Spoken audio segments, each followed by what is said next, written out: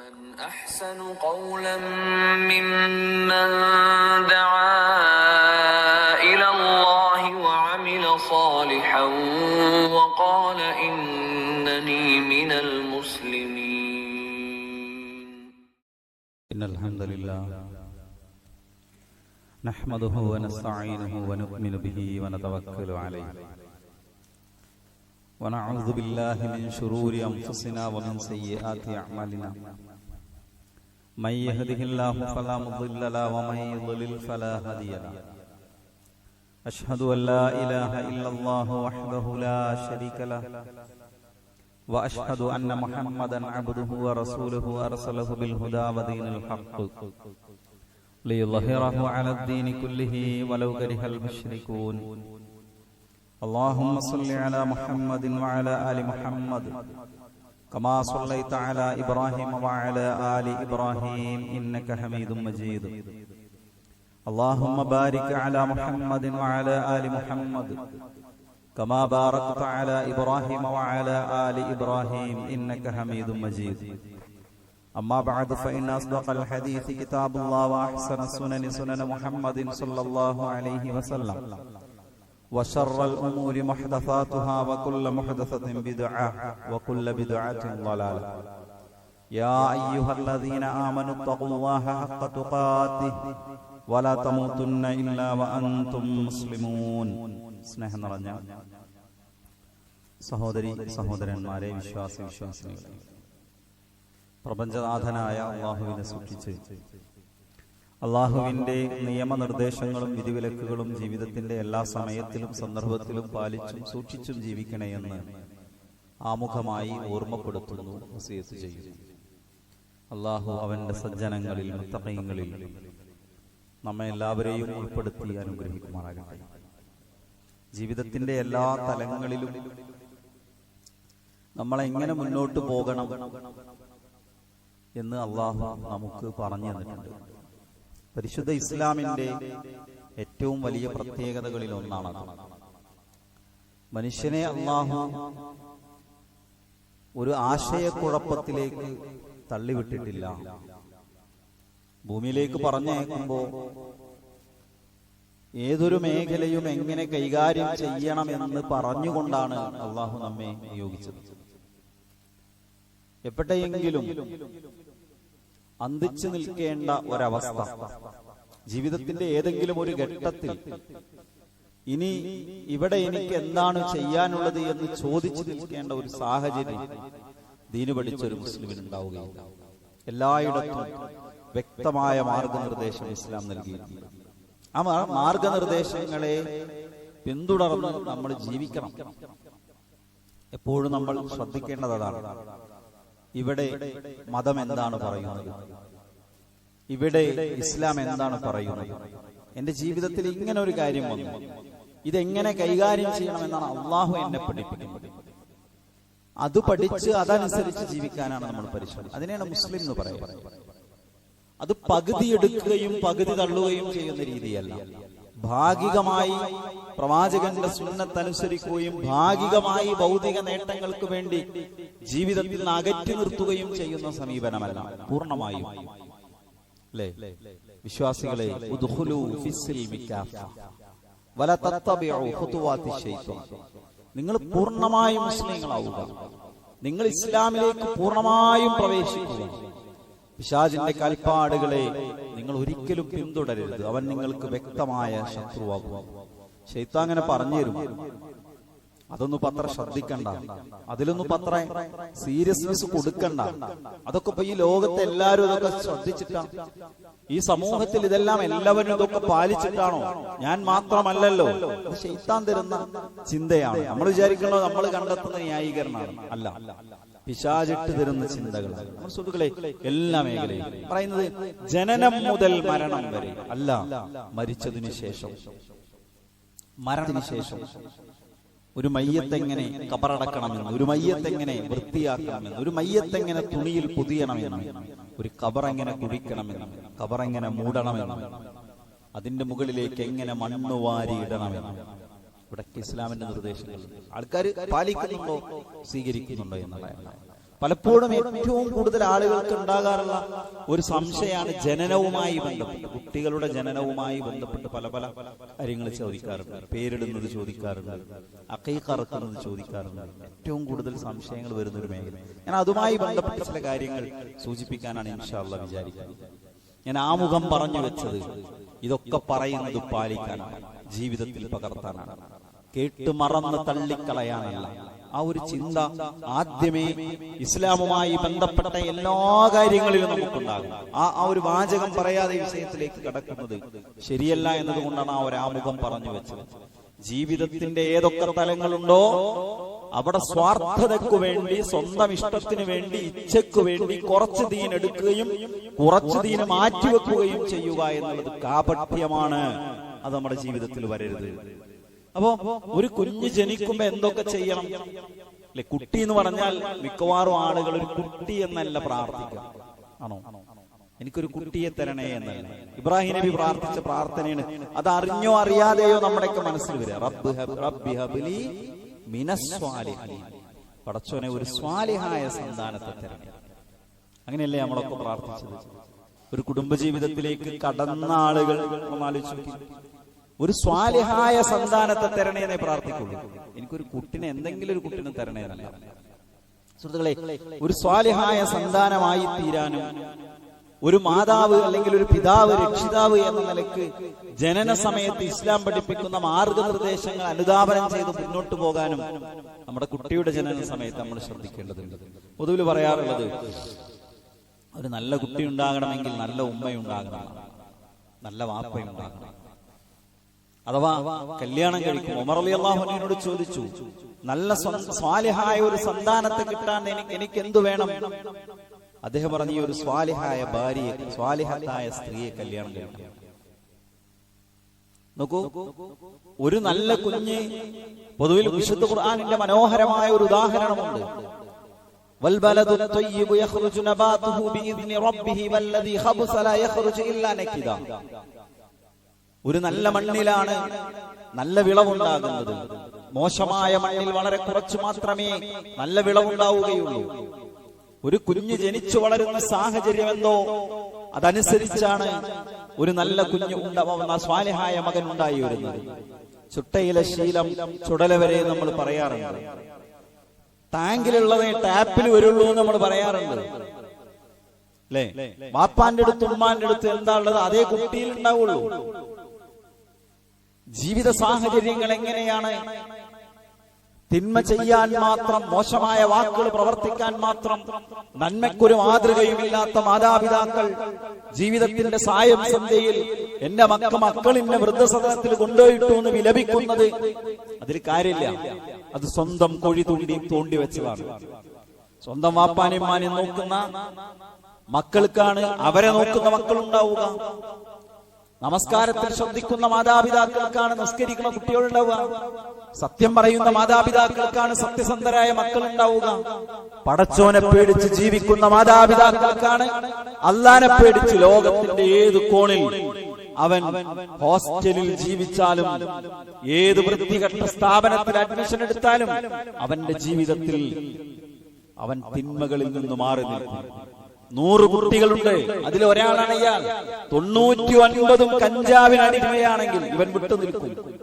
കാരണം അവൻ അവൻ കണ്ടു വളർന്നത് അല്ല. അങ്ങനത്തെ സാഹചര്യത്തിൽ നമ്മളെ മക്കളെ വിട്ടുകൊടുക്കരുത്. വേറെ കാര്യം ഞാൻ പറഞ്ഞത്, ഒരു സന്താനം എന്ന് ചിന്തിക്കുമ്പോ അതിന്റെ ആദ്യ ഘടകം നല്ല ഇണകളെ ഉണ്ടാക്കിയെടുക്കുക എന്നതാണ്. മതമുള്ളവളെ നീ തെരഞ്ഞെടുക്കണമെന്ന് പ്രവാചകൻ പറഞ്ഞു. നിന്റെ കയ്യിൽ മണ്ണ് പുരളേണ്ടി വന്നാലും, ജീവിതത്തിൽ കുറച്ച് കഷ്ടപ്പാട് അനുഭവിക്കേണ്ടി വന്നാലും, ജീവിതത്തിൽ കുറച്ച് പ്രതിസന്ധി അനുഭവിക്കേണ്ടി വന്നാലും, അല്ലേ? ചെറുപ്പക്കാര് കുട്ടികളെന്ന് സ്കൂളില്ലാത്തവരെ കുറച്ച് അധികം ഉണ്ടാവും. നിങ്ങളുടെ ഭാവിയെ കുറിച്ച് നിങ്ങൾ ആലോചിക്കുമ്പോ, നിങ്ങളുടെ ഭാവിയിൽ ഒരു കുടുംബ ജീവിതത്തെ കുറിച്ച് നിങ്ങൾ ചിന്തിക്കുമ്പോ, നമ്മുടെ മക്കളുടെ ഭാവിയെ കുറിച്ച് നമ്മൾ ആലോചിക്കുമ്പോ, അവൾക്ക് കിട്ടേണ്ട ഇണയാരാണ്? തൗഹീദുള്ളവരാകണം, ഇസ്ലാമുള്ളവരാകണം, ഭക്തിയുള്ളവരാകണം. അവിടെയാണ് നല്ല മക്കൾ ഉണ്ടാകുന്നത്. പിന്നെ പ്രവാചകന്റെ ചര്യയിൽ കാണാം, ഒരു ഭാര്യയും ഭർത്താവും അവരുടെ ബെഡ്റൂമിൽ ലൈംഗികതയിലേക്ക് പോകുമ്പോ പ്രാർത്ഥിക്കണമെന്ന് പ്രവാചകൻ പഠിപ്പിച്ചു. ലൗ അന്ന അഹദഹും ഇദാ അറാദ അൻ യഅതി അഹ്ലഹു, തന്റെ ഭാര്യയെ സമീപിക്കാൻ ഒരാൾ ഉദ്ദേശിക്കുകയാണെങ്കിൽ ഖാലവൻ പറയട്ടെ ബിസ്മില്ലാ അല്ലാഹുമ്മ ജന്നിബിനി ശൈത്വാന വജന്നിബി ശൈത്വാന മാ റസഖതനാ. അല്ലാഹുവേ, ഞങ്ങളിൽ നിന്നും ഞങ്ങൾക്ക് നീ നൽകുന്ന സന്താനത്തിൽ നിന്നും പിശാചിനെ നീ അകറ്റി നിർത്തേണമേ, ബിസ്മില്ലാ എന്ന് പറഞ്ഞിട്ടേ അവരുടെ ആ സ്വകാര്യതയിലേക്ക് പോകാവൂ എന്ന് പ്രവാചകൻ സല്ലല്ലാഹു അലൈഹി വസല്ലം പഠിപ്പിക്കുന്നുണ്ട്. മക്കൾ എന്നാൽ അവർ വലിയ അനുഗ്രഹങ്ങളാണ്. അത് ആണായിരുന്നാലും പെണ്ണായിരുന്നാലും. ഒരു കുഞ്ഞുണ്ടായി എന്ന വാർത്ത കേൾക്കുമ്പോൾ ആദ്യം പറയേണ്ടത് എന്താണ്? അൽഹംദുലില്ലാ. ഒരു കുഞ്ഞുണ്ടായി എന്ന് കേൾക്കുമ്പോൾ ആദ്യം പറയേണ്ട വാചകം എന്താണ്? അൽഹംദുലില്ലാ. അത് ഹദീസിൽ അങ്ങനെ അൽഹംദുലില്ലാ എന്നൊരു ദിക്ർ പറയണമെന്ന അർത്ഥത്തിലല്ല, അള്ളാഹുവിന് നന്ദിയുള്ളവരാകുകയാണ് വേണ്ടത്. നോക്കൂ സഹോദരങ്ങളെ, കുട്ടികളില്ലാത്ത എത്രയോ ആളുകൾ, പക്ഷേ ഇവിടെ ഇരിക്കുന്നവരിൽ തന്നെ അങ്ങനെ ഉണ്ടാകാൻ സാധ്യതയുണ്ട്. അള്ളാഹു എല്ലാവർക്കും സ്വാലിഹായ സന്താനങ്ങളെ നൽകി അനുഗ്രഹിക്കുമാറാകട്ടെ. പലപ്പോഴും മിമ്പറിലേക്ക് കയറുന്നതിന് മുമ്പ് വിളി വരാറുണ്ട്, പ്രാർത്ഥനയിൽ എന്നെ മറക്കരുത് കേട്ടോ. സ്ഥിരമായി പ്രാർത്ഥിക്കാൻ ആവശ്യപ്പെടുന്നവരാണ്. സന്താന സൗഭാഗ്യം അള്ളാഹു നൽകിയിട്ടില്ല. അതൊരു പരീക്ഷണമാണ്. ജീവിതത്തിൽ പല പല പരീക്ഷണങ്ങൾ നേരിടുന്നത് പോലെ ഒരു പരീക്ഷണം. ആ പരീക്ഷണത്തിൽ വിശ്വാസി ക്ഷമിക്കണം, കാത്തിരിക്കണം, പ്രാർത്ഥിക്കണം.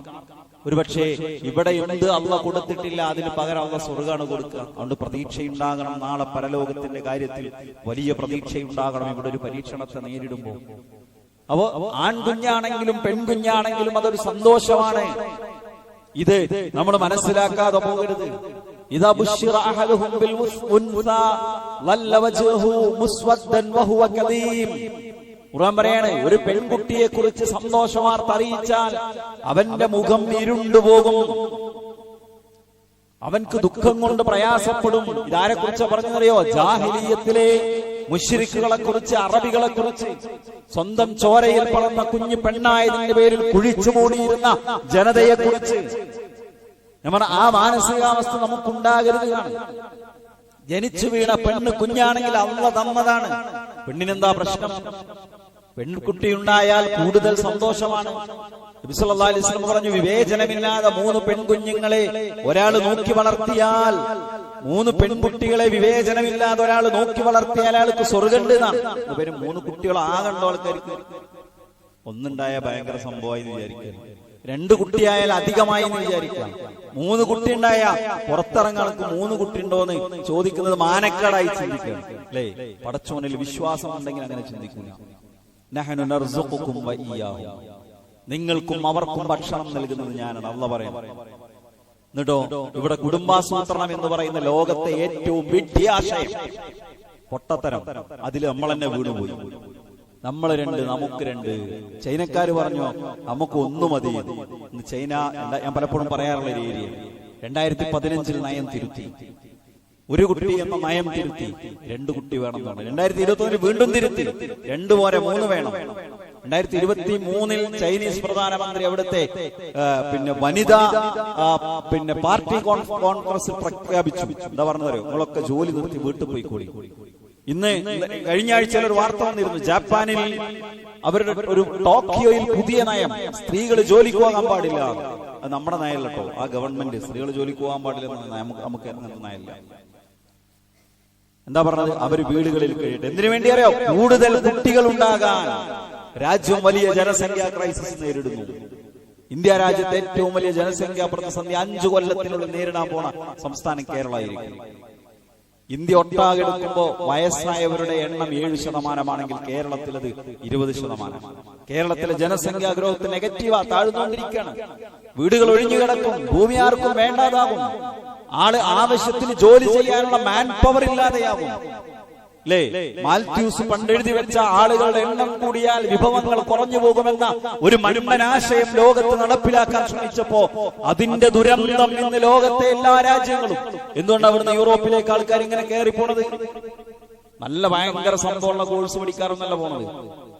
ഭൂരിഭാഗം ആളുകൾ, ഞാൻ വിഷയത്തോടെ സംസാരിച്ചാണ്, ഭൂരിഭാഗം ആളുകളും ഇവിടുത്തെ പാരലൽ കോളേജുകളേക്കാൾ നിലവാരം കുറഞ്ഞ സ്ഥാപനത്തിലേക്ക് വെറുതെ കുറെ പൈസ നഷ്ടപ്പെടുന്നു. പക്ഷെ അവരെന്തുകൊണ്ട് സ്വീകരിക്കുന്നു? അവർക്ക് പൗരന്മാരാവശ്യമുണ്ട്. കുഞ്ഞിന്റെ എണ്ണം കൂടുന്നതിനനുസരിച്ച് മാസത്തിൽ പെൻഷൻ കൂട്ടിക്കൊടുക്കുന്ന രാജ്യങ്ങളുണ്ട്, ഫ്ളാറ്റുകൾ അധികം കൊടുക്കുന്ന രാജ്യങ്ങളുണ്ട്. ഞാൻ പറഞ്ഞാൽ സുഹൃത്തുക്കളെ, കുട്ടികളുടെ എണ്ണം കുറക്കുന്നത് ഒരു ഫാഷനാകുന്നതും കുട്ടികളെ എണ്ണം കൂടുന്നത് അപമാനമാകുന്നതും കാണുന്ന ഒരു തലമുറയിൽ നമ്മൾ വഞ്ചിക്കപ്പെട്ടിട്ടുണ്ട്. പ്രവാചകൻ പറഞ്ഞു, 3 പെൺകുട്ടികളെ നോക്കി വളർത്തിയാൽ അയാൾക്ക് സ്വർഗമുണ്ട്. സ്വഹാബത്തിൽ ആരോ ഒരാൾ ചോദിച്ചു, നബിയെ 2 ആണെങ്കിലോ? 2 നോക്കി വളർത്തിയാലും സ്വർഗമുണ്ട്. ആണ് പെണ്ണ് എന്ന വിവേചനമില്ലാതെ ആൺകുട്ടികളെയും പെൺകുട്ടികളെയും വളർത്തുന്ന ആളുകൾക്ക് അല്ലാഹു സ്വർഗമാണ്. അൽവാലു വൽ ബനൂന സീനത്തുൽ ഹയാത്തിദ് ദുനിയാ, ദുനിയാവിന്റെ അലങ്കാരമാണ് സമ്പത്തും സന്താനങ്ങളും. അതുകൊണ്ട് ആണാവട്ടെ പെണ്ണാവട്ടെ ഒരു കുട്ടി ഉണ്ടായാൽ അതിൽ സന്തോഷിക്കുകയാണ്. ആയിഷ റളിയല്ലാഹു അൻഹയെ കുറിച്ച് പറയാറുണ്ട്, ആയിഷ റളിയല്ലാഹു അൻഹ ഇദാ വുലിദ ഫീഹി മൗലൂദുൻ ലാ തസ്അൽ വലാ മൻ വലാ ജാരിയ. ഒരു കുട്ടി ജനിച്ചാൽ ആയിഷ ബീവി ജീവിതത്തിൽ ഒരിക്കൽ പോലും ആൺകുട്ടിയാണോ പെൺകുട്ടിയാണോ എന്ന് ചോദിക്കാറുണ്ടായിരുന്നില്ല.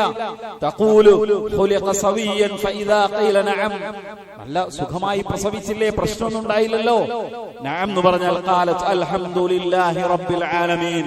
ആയിഷ ബീവി പറയും, അല്ലാഹുവിന് സർവസ്തുതിയും. ആണാണോ പെണ്ണാണോ എന്ന ചോദ്യം തന്നെ അവർക്ക് പരിചയം ഉണ്ടായിരുന്നില്ല. സുഹൃത്തുക്കളെ, ഇതൊരു വലിയ സന്തോഷമാണ്.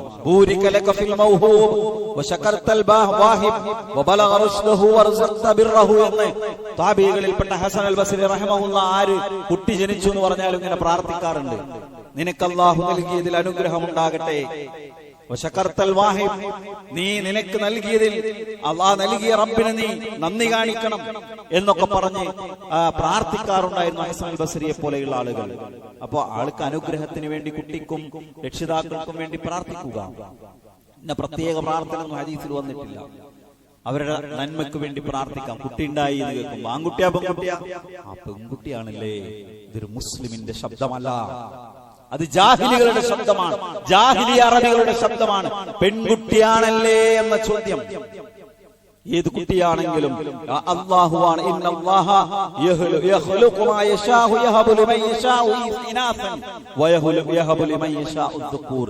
അല്ലാഹു ഉദ്ദേശിച്ചവർക്ക് അവൻ പെൺകുട്ടികളെ കൊടുക്കുന്നു, അല്ലാഹു ഉദ്ദേശിച്ചവർക്ക് അവൻ ആൺകുട്ടികളെ കൊടുക്കുന്നു, അല്ലാഹു ഉദ്ദേശിച്ചവർക്ക് രണ്ടും കൊടുക്കുന്നു, അല്ലാഹു ഉദ്ദേശിച്ച ചില ആളുകളെ അവൻ ഒന്നും കൊടുക്കാതിരിക്കുന്നു.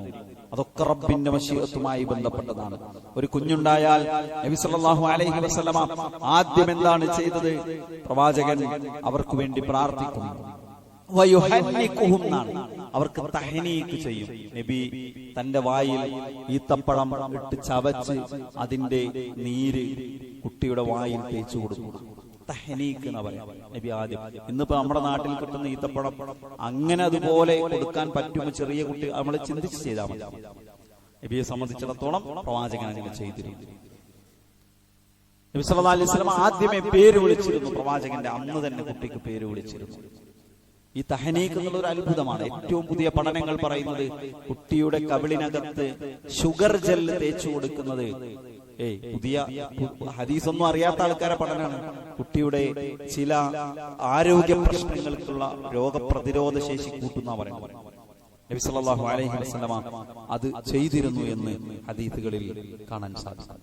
അപ്പോ പ്രസവിച്ച ഉടനെ പേര് വിളിക്കുന്നു, അതുപോലെ തന്നെ ആ ബറക്കത്തിന് വേണ്ടി പ്രാർത്ഥിക്കുന്നു, തഹ്നീക്ക് ചെയ്തു കൊടുക്കുന്നു. ബാങ്ക് വിളിക്കുക എന്നതിൽ സ്ഥിരപ്പെട്ട ഹദീസുകളില്ല എന്നാണ് മനസ്സിലാക്കാൻ സാധിക്കുന്നത്.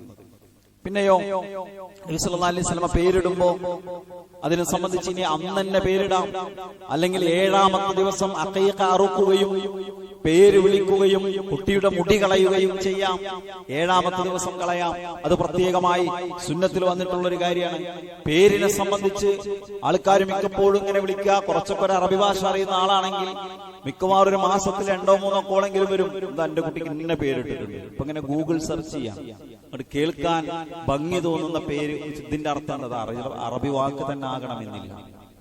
എത്രയോ നല്ല പേരുകളുണ്ട്. സ്വഹാബിമാരുടെ പേരുണ്ട്, പ്രവാചകന്മാരുടെ പേരുണ്ട്, അള്ളാഹുവിലേക്ക് ചേർത്ത് പറയുന്ന പേരുകളുണ്ട്. നബി സല്ലല്ലാഹു അലൈഹി വസല്ലമ ഏറ്റവും അധികം ഇഷ്ടപ്പെട്ടിരുന്ന പേരുകളെ സംബന്ധിച്ചൊക്കെ ഹദീസുകളിൽ നമുക്ക് കാണാൻ കഴിയും. ഇന്ന അഹബ്ബ അസ്മാഇകും മിനല്ലാഹി, അള്ളാഹുവിന് ഏറ്റവും ഇഷ്ടമുള്ള പേര് അബ്ദുല്ലാഹ് വ അബ്ദുർ റഹ്മാൻ എന്നാണ്. പ്രവാചകന്മാരുടെ പേരുകളെ കുറിച്ച് പറഞ്ഞു. അതല്ലാത്ത നല്ല പേരുകളൊക്കെ ഇടാം. നമ്മൾ വളരെ റയറാകാൻ വേണ്ടി എവിടുന്നെങ്കിലൊക്കെ തപ്പിയെടുക്കുമ്പോ അത് ചിലപ്പോൾ ഒരു പക്ഷേ ഈ കേൾക്കുന്ന ആളും ആദ്യമായിട്ട് കേൾക്കും. എനിക്ക് പലപ്പോഴും പറ്റാറില്ല അർത്ഥം പറഞ്ഞു കൊടുക്കാൻ. കാരണം ഗൂഗിളിൽ നിന്ന് അവരാരൊക്കെയോ എന്തൊക്കെയോ അർത്ഥം കൊടുത്തൊരു പേര് ആ അറബി ഭാഷയാവൂല, വേറെ ഏതെങ്കിലും ഭാഷയാകും. എത്രയോ സുപരിചിതമായ മാന്യം നല്ല പേരിടം. അത് ഉമർ റളിയല്ലാഹു അൻഹുവിന്റെ അടുക്കൽ ഒരു പരാതി വന്നു. മകൻ മാതാപിതാക്കൾ അനുസരിക്കുന്നില്ല. അവന് ഉമർ റളിയല്ലാഹു അൻഹു വിളിച്ചു, മകനെ വിളിച്ചു, എന്താ എന്നോടുള്ള ഒരു ബാധ്യത എന്റെ വാപ്പയും പൂർത്തിയാക്കിയിട്ടില്ല, എനിക്കൊരു നല്ല പേര് പോലും കിട്ടില്ല. ബർമൂസ് അങ്ങനെ എന്തോ ഒരു പേര് പറഞ്ഞു. ഈ എന്താ പറയാ ചെള്ള് എന്നൊക്കെ പറഞ്ഞൊരു ജീവിണ്ടല്ലോ, അങ്ങനത്തെ അർത്ഥം വരുന്ന ഒരു പേര്. ആ പേരാണ് എന്റെ വാപ്പ എനിക്ക്. ഒരു നല്ല പേര് പോലും എനിക്ക് എന്റെ വാപ്പട്ടുന്നില്ല. അപ്പൊ നല്ല പേരിട്ട് കൊടുക്കുക. ആ പേരിന്റെ അടിസ്ഥാനത്തിലാണ് ഒരു മനുഷ്യൻ മരിച്ച് അയാളിങ്ങനെ ഉയർത്തപ്പെടുമ്പോ ആകാശലോകത്ത് ആ ആത്മാവിന് കവാടങ്ങൾ നല്ല മനുഷ്യനാണെങ്കിൽ തുറക്കപ്പെടുമ്പോ നല്ല പേര് പറഞ്ഞിട്ടാ പരിചയപ്പെടുത്തപ്പെടുക. അതുകൊണ്ട് സഹോദരങ്ങളെ, കുറച്ച് നന്നായിക്കോട്ടെ എന്ന് ചിന്തിക്കാം. പക്ഷേ റയറാകണം, അപൂർവങ്ങളിൽ അപൂർവമാകണം എന്ന് ചിന്തിച്ച് എന്തെങ്കിലുമൊക്കെ പേരിടുന്ന ഒരവസ്ഥാവിശേഷം. വാപ്പാന്റെ പേരുകൊണ്ട് തുടങ്ങണം, ഉമ്മാന്റെ പേരുകൊണ്ട് തുടങ്ങണം, വാപ്പാന്റെ പേരിൽ ആദ്യത്തെ അക്ഷരം ഉണ്ടാകണം, ഉമ്മാന്റെ പേരിൽ ആദ്യത്തെ അക്ഷരം ഉണ്ടാവണമെങ്കിൽ എന്തെങ്കിലും തോന്നിയാസാകണം. രീതിയല്ല നമ്മൾ സ്വീകരിക്കേണ്ടത്. നല്ല പേരിടുക. രണ്ട് പേരുകൾ ഒരുമിച്ച് ഒരാൾക്ക് ഇടുന്നത് പൊതുവിൽ നിരുത്സാഹപ്പെടുത്തപ്പെട്ട ഒരു സംഗതിയാണ്. ഷെയ്ഖ് ബറാത്ത് എന്ന് പറയുന്ന ഒരു ആധുനിക പണ്ഡിതൻ, അദ്ദേഹത്തിന് തസ്മിയത്തുൽ മൗലൂദ് എന്ന ലഘുകൃതിയുണ്ട്, ചെറിയൊരു പുസ്തകം. അതിൽ അദ്ദേഹം ഒരു മനുഷ്യന് രണ്ട് ഐഡന്റിറ്റി പാടില്ല എന്ന നിലക്ക് പറയാറുണ്ട്. അത് അങ്ങനെ ഭയങ്കര നിരോധിക്കപ്പെട്ടതാണ് എന്ന അർത്ഥത്തിലല്ല പറയുന്നത്, നിരുത്സാഹപ്പെടുത്താറുണ്ട് പണ്ഡിതന്മാർ. അതുപോലെ തന്നെ പേര് പിതാവിലേക്ക് ചേർത്ത് പറയുന്നത് നല്ലതാണ്. ഒരാളുടെ പേരും ശേഷം വരേണ്ടത് വാപ്പാന്റെ പേരുമാണ്. പണ്ട് ഈ വേശ്യാവൃത്തി ചെയ്ത് ജീവിച്ചിരുന്ന ആളുകളൊക്കെ ആ കാലഘട്ടങ്ങളിൽ, ഞാൻ ഇപ്പോഴത്തെ സാഹചര്യത്തെയും അപ്പോഴത്തെയും കൂട്ടി വായിക്കരുത്, അതിന്റെ ഒരു പശ്ചാത്തലം പറയാം. അന്ന് ഈ കുട്ടവാപ്പൻ ഇന്ന ആളാണ്, ഈ കുട്ടവാപ്പൻ ഇന്ന ആളാണെന്ന് ചില സ്ത്രീകൾ വിളിച്ചു പറയും. മാന്യന്മാരിലേക്ക് സ്വന്തം കുട്ടിയുടെ പേര് ചേർത്ത് പറയും. ഇസ്ലാം അതിനെ വിലക്കി. സ്വന്തം കുട്ടിയുടെ പിതാവിലേക്കല്ലാതെ പേര് ചേർത്തു പറയാൻ പാടില്ല എന്ന് ഇസ്ലാം വിലക്കി. ആണ് പൊതുവിൽ അറബ് ലോകത്തും ഇസ്ലാമിക ലോകത്തൊക്കെ ഒന്നുകിൽ ഇബ്ന് ചേർത്ത് സ്വന്തം പേരും മുഹമ്മദ് ബിൻ അബ്ദില്ല അങ്ങനെയാണ് പേരുകൾ കൊടുക്കാറുള്ളത്. അതിന്റെ അടിസ്ഥാനത്തിൽ ആ ഒരു ഹദീസുകളൊക്കെ വെച്ചുകൊണ്ട് തന്നെ പലപ്പോഴും വിവാഹിതരായ സ്ത്രീകൾ അവരുടെ ഭർത്താവിലേക്ക് പേര് ചേർത്ത് പറയുന്നതിനെ നിരുത്സാഹപ്പെടുത്തുന്നതായി നമുക്ക് കാണാൻ സാധിക്കും. പേര് വാപ്പയിലേക്കാണ് ചേർത്ത് പറയേണ്ടത് എന്ന സംഗതി നമുക്ക് കാണാൻ കഴിയും. അതുകൊണ്ട് തന്നെ ഒരു നല്ല നാമം നൽകുക. 7-ാം ദിവസം ഈ പേര് വിളിക്കാം. മുടി കളയാം, അഖീഖ അറുക്കാം. 7-ാം ദിവസം സാധിച്ചില്ലെങ്കിൽ 14-ാമത്തെ ദിവസം ചെയ്യാം. 14-ാമത്തെ ദിവസം സാധിച്ചില്ലെങ്കിൽ 21-ാമത്തെ ദിവസം ചെയ്യാം. അപ്പോഴും കഴിഞ്ഞില്ലെങ്കിൽ പിന്നെ എപ്പോഴാണോ സാധിക്കുന്നത് അപ്പോൾ ചെയ്യാം എന്ന് ആണ് ഹദീസുകളുടെ വെളിച്ചത്തിൽ പഠിപ്പിക്കപ്പെടുന്നത്. എന്തിനെയാണ് അഖീഖ അറുക്കേണ്ടത്? ഹദീസുകളിൽ വന്നിട്ടുള്ളത് അഖീഖ അറുക്കുന്നത് ഒരു മൃഗത്തിന്റെ കുറിച്ചാണ്. അത് ആടാണ്. ആടിനെയാണ് അഖീഖ അറുക്കേണ്ടത്. വലിയ മൃഗങ്ങളെ അറുക്കുന്നവരുണ്ട്. അങ്ങനെ അറുത്താൽ ശരിയാവുമെന്ന് പണ്ഡിതന്മാർ പറയുന്നു. പക്ഷേ സാധാരണഗതിയിൽ ആടിനെ അറുത്തു എന്നതാണ് പ്രവാചകന്റെ ഹദീസുകളിലൊക്കെ നമുക്ക് കാണാൻ സാധിക്കുന്നത്. നിങ്ങൾ നോക്കൂ, നബി സല്ലല്ലാഹു അലൈഹി വസല്ലമക്ക് പേരക്കുട്ടികൾ ഉണ്ടായപ്പോൾ പ്രവാചകൻ സല്ലല്ലാഹു അലൈഹി വസല്ലം എന്താ ചെയ്തത്? ഹസനും ഹുസൈനും വേണ്ടി ആടുകളെ അറുത്തു എന്ന് ഹദീസുകളിൽ കാണാൻ സാധിക്കും. ആൺകുട്ടിയാണെങ്കിൽ 2 ആടുകളെയും പെൺകുട്ടിയാണെങ്കിൽ 1 ആടിനെയും അറുക്കാനാണ് നബി സല്ലല്ലാഹു അലൈഹി വസല്ലമ കൽപ്പിച്ചത് എന്നും ഹദീസുകളിൽ നമുക്ക് കാണാൻ സാധിക്കും. അപ്പൊ ഹദീസിൽ സ്ഥിരപ്പെട്ടു വന്ന അഖീഖയുടെ മൃഗമേതാണ്? അത് ആടാണ്. ആൺകുട്ടിയാണെങ്കിൽ 2 ആടിനെ അറുക്കുക, പെൺകുട്ടിയാണെങ്കിൽ 1 ആടിനെ അറുക്കുക.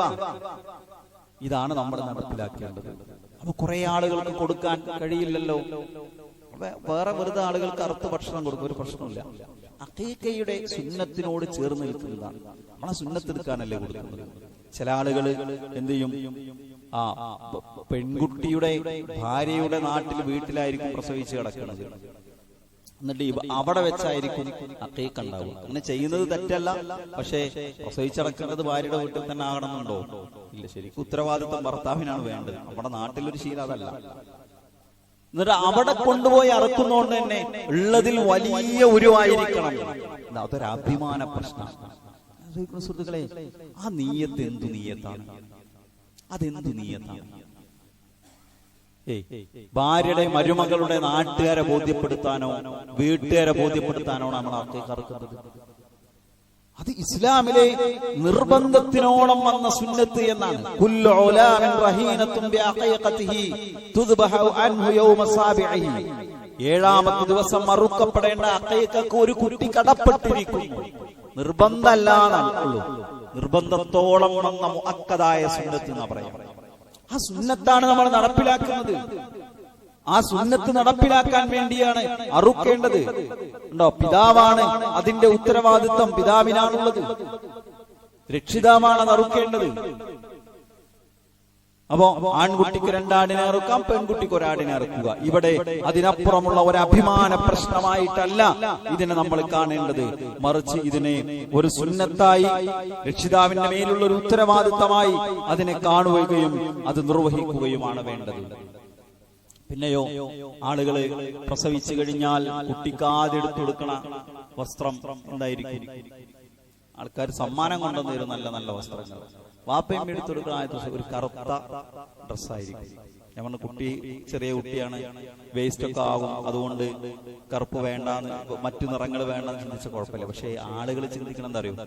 ഇത് കുട്ടിക്ക് എന്താ കണ്ണ് തട്ടാതിരിക്കാൻ കവിളിൽ കുത്തിട്ട് വെക്കും, കറുത്ത ചരട് കെട്ടും, അതിന്റെ മേലൊരു മണി കെട്ടുന്നൊരു ഇതുണ്ട്. അത് പണ്ടൊന്നും അറിയില്ല അല്ലേ? ഇതൊക്കെ എന്തിനാ? കുട്ടിക്ക് അപകടം വരാതിരിക്കാൻ. ഒരു കുഞ്ഞ് എത്ര മാസം ഉമ്മാന്റെ ഗർഭത്തിൽ കിടന്നു, മാസം തികയാതെ പ്രസവിച്ചൊരു കുഞ്ഞിനെ എന്താ ചെയ്യാം? അതിനെ ഇൻക്യുബേറ്ററിൽ ഹോസ്പിറ്റലിൽ കൊണ്ടുപോയി കിടത്തും. ഒരു ഇൻക്യുബേറ്ററിൽ ഒരു കുട്ടിയെ ഒരു ദിവസം കിടത്തി എത്ര രൂപ ചെലവ് വരും? ഒരു മാസം കിടത്തി എത്ര രൂപ ചെലവ് വരും? എന്നാൽ തന്നെ ആ ഇൻക്യുബേറ്ററിലെ സംവിധാനം പൂർണ്ണമായും ഉമ്മയുടെ ഗർഭാശയ സംവിധാനത്തോട് കിടപിടിക്കുന്നതാണോ? അല്ല. ഒരു മാതാവിന്റെ ഗർഭാശയത്തിനകത്തൊരു കുഞ്ഞു വളരുമ്പോ എന്തെല്ലാം ഘട്ടങ്ങളെ മറികടന്നു വരുന്നു. ആ ഗർഭപാത്രത്തിനകത്ത് ഏത് ചരടാണ് ആ കുഞ്ഞിനെ സംരക്ഷിച്ചത്? ഏതു കറുത്ത തുണിയാണ് ആ കുഞ്ഞിനെ സംരക്ഷിച്ചത്? ഏത് നൂലാണ് ആ കുഞ്ഞിനെ സംരക്ഷിച്ചത്? അല്ലാഹു സുബ്ഹാനഹു വ തആല ജനിച്ചു വീഴുന്നതിന് മുമ്പുള്ളതിനേക്കാൾ വലിയ ക്രൈസിസുകൾ, പ്രതിസന്ധികൾ മറികടന്നൊരു കുഞ്ഞ് ജനിച്ചു വീണതിന് ശേഷം അതിന് 2 രൂപയുടെ നൂല് കൊണ്ട് രക്ഷിക്കാമെന്ന് വിചാരിക്കുന്നത് എന്ത് വിഡ്ഢിത്തമാണ്! ഒരു കറുത്ത ചരടിൻ കഷ്ണം കൊണ്ടോ കറുത്ത തുണിക്കഷ്ണം കൊണ്ടോ സംരക്ഷിക്കാമെന്നത് എന്തുമാത്രം വലിയ അബദ്ധമാണ്. എന്നാൽ പ്രവാചകൻ സല്ലല്ലാഹു അലൈഹി വസല്ലം പഠിപ്പിച്ചതല്ല. കുട്ടിക്ക് കണ്ണീർ പോലെയുള്ള എന്തെങ്കിലും ഭയപ്പെടുകയാണെങ്കിൽ പ്രാർത്ഥിക്കാനാ പഠിപ്പിച്ചത് അല്ലേ? പ്രവാചകൻ സല്ലല്ലാഹു അലൈഹി വസല്ലം പഠിപ്പിച്ച പ്രാർത്ഥനകളുണ്ട്. ആ പ്രാർത്ഥനകൾ നിർവഹിക്കാണ് വേണ്ടത്. തവക്കുൽ ചെയ്യേണ്ടത് അല്ലാഹുവിലാണ്, ചോദിക്കേണ്ടത് അല്ലാഹുവിനോടാണ്, രക്ഷ തേടേണ്ടത് അല്ലാഹുവിനോടാണ്. നബി സല്ലല്ലാഹു അലൈഹി വസല്ലം ആ നിലക്ക് അല്ലാഹുവിനോട് പ്രാർത്ഥിച്ചിരുന്നു. മിൻ കുല്ലി ഐനിൻ ലാമ, എല്ലാ ആക്ഷേപിക്കപ്പെട്ട കണ്ണിൽ നിന്നും രക്ഷ നൽകണേ എന്ന് പ്രാർത്ഥിച്ചിരുന്നു എന്ന ഹദീസുകളിൽ കാണാം. അതാണ് നടപ്പിലാക്കേണ്ടത്. നമ്മുടെ സുഹൃത്തുക്കളെ, കുഞ്ഞു ജനിച്ചാൽ കുട്ടിയുടെ ഓരോ ഘട്ടത്തിലും എന്തു ചെയ്യണമെന്ന ഹദീസുകളിൽ സ്ഥിരപ്പെട്ടിട്ടുണ്ട്. പ്രവാചകന്റെ അധ്യാപനങ്ങൾ വളരെ വ്യക്തമായി നമുക്ക് പഠിപ്പിച്ചു തന്നിട്ടുണ്ട്. അതനുസരിച്ചാണ് കാര്യങ്ങൾ നമ്മൾ കൊണ്ടുപോകേണ്ടത്. നാട്ടുനടപ്പുകളും മാമൂലുകളും നാട്ടാചാരങ്ങളും മതവിരുദ്ധമാകുമ്പോ നമ്മൾ കുറ്റക്കാരാവുകയാണ് ചെയ്യുക. അവിടെ നമുക്ക് ലഭിക്കുന്ന പുണ്യവും സുന്നത്ത് പിൻപറ്റുന്നതിന്റെ ആ വലിയ പ്രതിഫലവും നമുക്ക് നഷ്ടപ്പെട്ടു പോകും. അല്ലാഹു ദീന് ശരിയായി പഠിക്കാനും അതനുസരിച്ച് ജീവിക്കുവാനും നമ്മെല്ലാവരെയും അനുഗ്രഹിക്കുമാറാകട്ടെ.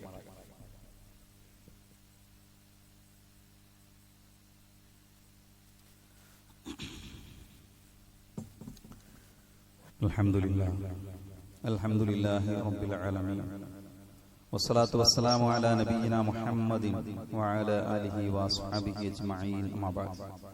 ഇത്തഖുല്ലാഹ ഇബാദല്ലാഹ്. സ്നേഹം നിറഞ്ഞ സഹോദരങ്ങളെ, സത്യവിശ്വാസികളെ, അല്ലാഹുവിനെ സൂക്ഷിച്ച് അല്ലാഹുവിന്റെ വിധിവിലക്കുകളും നിയമനിർദ്ദേശങ്ങളും ജീവിതത്തിന്റെ എല്ലാ മേഖലകളിലും പാലിച്ചുകൊണ്ട് ജീവിതത്തിൽ സൂക്ഷിച്ചുകൊണ്ട് ജീവിക്കണേ എന്ന് ഒരിക്കൽ കൂടി ഓർമ്മപ്പെടുത്തുന്നു, വസിയത്ത് ചെയ്യുന്നു. അല്ലാഹു അവന്റെ സജ്ജനങ്ങളിൽ മുത്തഖീങ്ങളിൽ നമ്മെ എല്ലാവരെയും ഉൾപ്പെടുത്തി അനുഗ്രഹിക്കുമാറാകട്ടെ. ഒന്ന് രണ്ട് കാര്യങ്ങൾ അറിയിക്കാനുള്ളത്. ഇന്നത്തെ നമ്മുടെ കളക്ഷൻ 2 ലക്ഷ്യങ്ങൾക്ക് വേണ്ടിയാണ്. ഒന്ന് നമ്മുടെ പള്ളിയുടെ പരിപാലനമാണ്. രണ്ടാമത്തേത് നാളെ കൊപ്പത്ത് വെച്ചൊരു ഒരു പകൽ ദിവസത്തെ ഒരു ക്യാമ്പ് നടക്കുന്നുണ്ട്.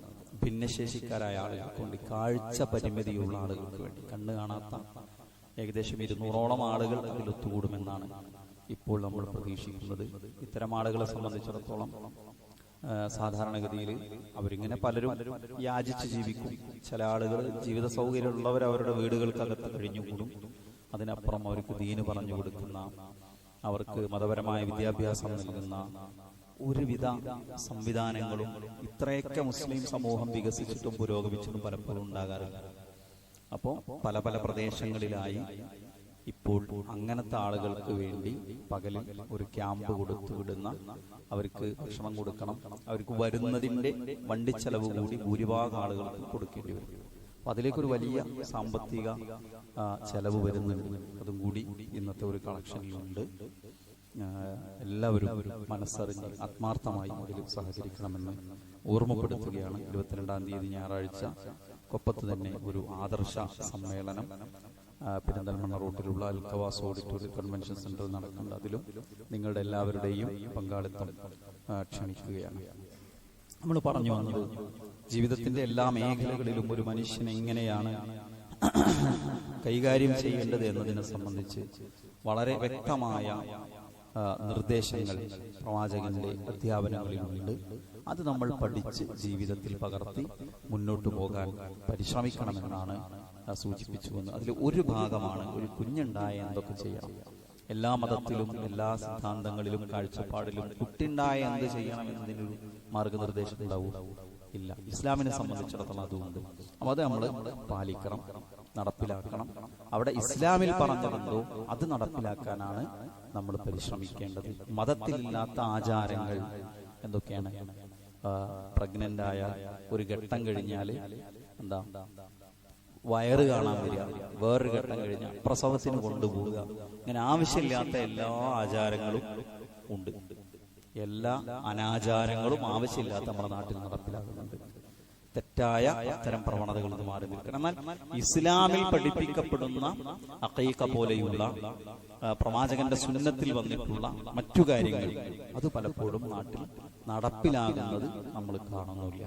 അതുകൊണ്ട് ഇതിലേക്ക് നമ്മൾ തിരിച്ചു വരണം. നമ്മൾ അവസാനം പറഞ്ഞ പോയിന്റ്, കുട്ടിയുടെ സുരക്ഷിതത്വം, മനുഷ്യന്റെ മുഴുവൻ സുരക്ഷിതത്വവും അല്ലാഹു സുബ്ഹാനഹു വ തആലയാണ്. റബ്ബിലാണ് നമ്മൾ തവക്കുൽ ചെയ്യേണ്ടത്. ഹസൻ ഹുസൈൻ റളിയല്ലാഹു അൻഹുവിന് വേണ്ടി പ്രവാചകൻ പ്രാർത്ഥിച്ച പ്രാർത്ഥന, ഉഈദുകുമാ ബികലിമാത്തില്ലാഹി തമ്മ, അള്ളാഹുവിന്റെ മഹത്തായ കലിമത്തുകൾ കൊണ്ട് ഞാനിതാ നിങ്ങൾക്ക് വേണ്ടി അള്ളാഹുവിനോട് രക്ഷ തേടുന്നു.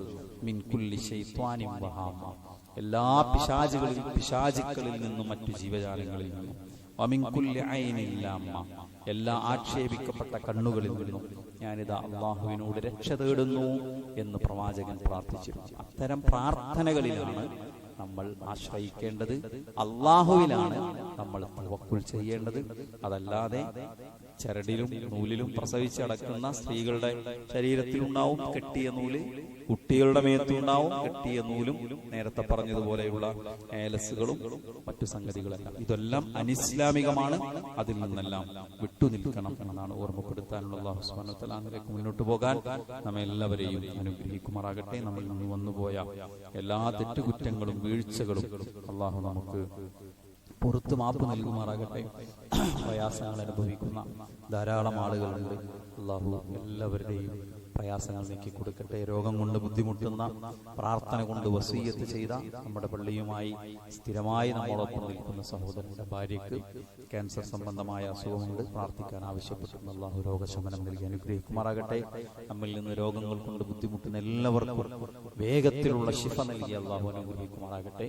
നമ്മിൽ നിന്ന് ജീവിച്ചിരിക്കുന്നവരും മരിച്ചുപോയവരുമായ മാതാപിതാക്കൾക്ക് അല്ലാഹു കാരുണ്യം ചെയ്ത് അനുഗ്രഹിക്കുമാറാകട്ടെ. അല്ലാഹു ഗഫർ ലിൽ മുഅ്മിനീന വൽ മുഅ്മിനാത്ത് വൽ المسلمين والمسلمات الأحياء منهم والأموات إنك مجيب الدعوات يا قاضي الحاجات. اللهم أجرنا من النار، اللهم أجرنا من النار، اللهم أجرنا من النار وأدخلنا الجنة يا رب العالمين. اللهم أعز الإسلام والمسلمين وأذل الشرك والمشركين. ربنا آتنا في الدنيا حسنة وفي الآخرة حسنة وقنا عذاب النار. ربنا تقبل منا إنك أنت السميع العليم وتب علينا إنك أنت التواب الرحيم. اللهم صل على محمد وعلى آله وصحبه وسلم والحمد لله رب العالمين.